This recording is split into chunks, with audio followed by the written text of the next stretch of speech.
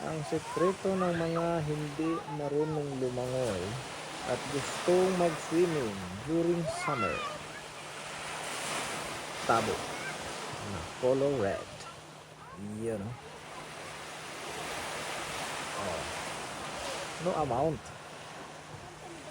Hindi mo na kailangan ng schooling o training para sa swimming.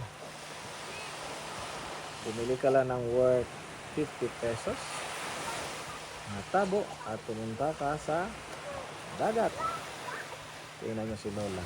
Enjoy na enjoy si Lola sa kanyang pagsuswimming kasama ang kanyang